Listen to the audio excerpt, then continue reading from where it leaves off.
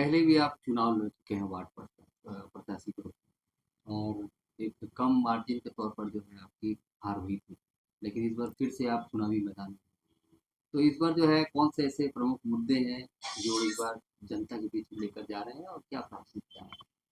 क्योंकि पिछले बार मैं विगत 2018 के इलेक्शन में लड़ा था। करीब 150 वोट से मेरा पराजय हुई थी। मैं द्वितीय स्थान पर रहा था और लेकिन मैंने हारने के बाद क्षेत्र नहीं छोड़ा। और जो होता है मतलब जो क्षेत्र में समस्या है, जो दुख सुख में मदद करना है, किसी के दुख में खड़ा रहना, वो काम मैंने किया। इसी बीच में कोरोना काल भी आया था। कोरोना काल में हम लोगों ने बढ़ चढ़कर लोगों की मदद की, जिनको ज़रूरत है खाना का, दवाई का। ऑक्सीजन सिलेंडर भी हम लोगों ने मुहैया कराया व्यक्तिगत स्तर पे कहीं से व्यवस्था करके। और समाज सेवा में जो मतलब जो ज़रूरत होती है पब्लिक को, आम जनों को समस्या, जैसे मैंने व्यक्तिगत स्तर पे करीब अपने वार्ड में 9 बोरिंग लगवाया है। जितने सरना स्थल हैं, कर्मा के अखाड़े हैं, सब में पेपर वर्क लगवाया है। विधायक के माध्यम से, मनोनीत विधायक थे गलेस्टिन साहब, उनके फंड उनसे प्रयास कर कर कम कम से कम 5-7 रोड बनवाया है, नाली बनवाई है। तो बहुत काम मैं बिना पार्षद रहते हुए किया हूँ। करीब 300 के लगभग मैंने वृद्धा पेंशन, विधवा पेंशन और विकलांग पेंशन भी बनाया है। और मैया समान योजना का भी बहुत फॉर्म हमने लोगों से भरवा कर उनको उसका लाभ देने का काम किया है। हमारे क्षेत्र में ये तो आप हमारा घर जहाँ पे है, समझिए आदमी का जो नाक होता है वो नाक वाला जगह है। लेकिन आप जब थोड़ा सा दाएं बाएं जाएंगे तो आप देखेंगे कि वहाँ पे गंदगी का अंबार है, टाइम से कचरा नहीं उठता है और बहुत नारकीय जीवन जी रहे हैं लोग, जीने पे विवश हैं। आपको उस तरफ जाएंगे तब एक्चुअल यहाँ वार्ड का हकीकत पता चलेगा। तो आप एक बार, जब आप लोग प्रेस से हैं, मीडिया से हैं, तो आपसे भी आग्रह रहेगा मेरा कि एक बार आप लोग क्षेत्र का विजिट जरूर कीजिए और आप निष्पक्ष होकर क्षेत्र का जो समस्या है उसको आप लोग उठाइए। आप लोग भी दिखाइए जनता को कि यहाँ पे क्या काम होना चाहिए था और क्या हुआ है। अगर जनता को चुनाव जिताती है तो पहला प्राथमिकता किस काम को? देखिए, रोड नाली गली तो आज़ादी के समय से बनता ही रहा है और बनता ही रहेगा, टूटता रहेगा। हमारे क्षेत्र में सबसे पहले तो हम लोग HSC क्षेत्र में रहते हैं, सरकारी ज़मीन है।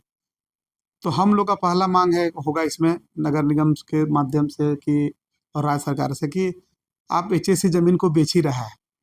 अदर अदर पार्टी बाहर के लोग आ रहे हैं, स्मार्ट सिटी में आपने देखा होगा, बाहर बाहर के लोग आके उसमें बिल्डिंग बनाएंगे, अस्पताल बनाएंगे। तो पहला प्राथमिकता क्यों न उन्हीं लोग को दिया जाए जो इस जमीन पर रह रहे हैं।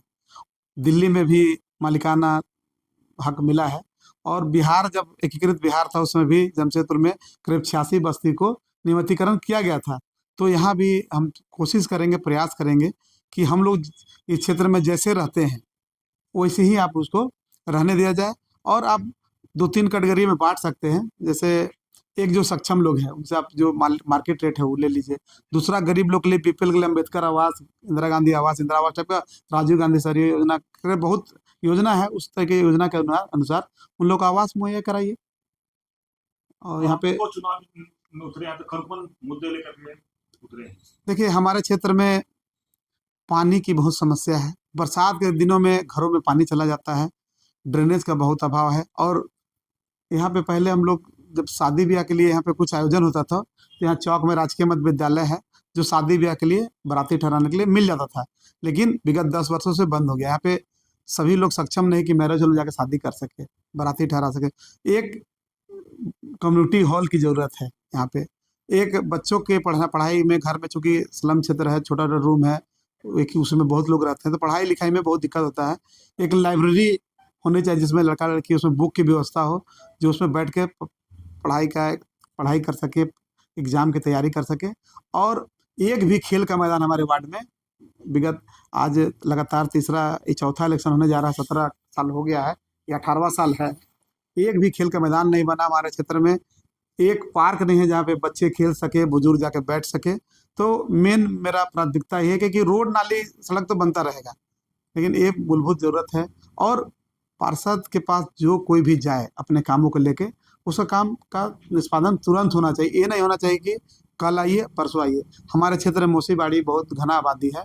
मूसीबाड़ी के मैक्सिमम राशन कार्ड धारी को 2 किलोमीटर दूर जाना पड़ता है राशन उठाने के लिए। और वो मजदूर लोग हैं, वो लोग अपने काम को छोड़कर 30 किलो राशन के लिए जाते हैं, और जब वहाँ जाते हैं तो पता चला कि दुकान बंद है, कल आइए परसों आइए, तो एक तो राशन में नहीं मिला और उनका काम भी छूट गया, उनको नुकसान हो गया। तो क्यों ना या तो इसी क्षेत्र के लोगों को राशन का दुकान उपलब्ध कराया जाए, या तो फिर उस दुकानदार को ही यहाँ से, जो कि आपका ग्राहक यहाँ का है, तो आप यहीं पे दुकान रखिए, तो यहाँ के लोगों को सहूलियत होगी।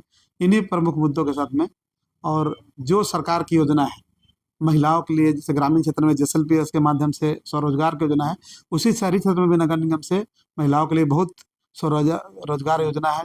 उस स्वरोजगार योजना से महिलाओं को जोड़ना है, क्योंकि महिलाएं जब स्वावलंबी होंगी तो उनका घर भी, परिवार भी उन्नत होगा, विकसित होगा।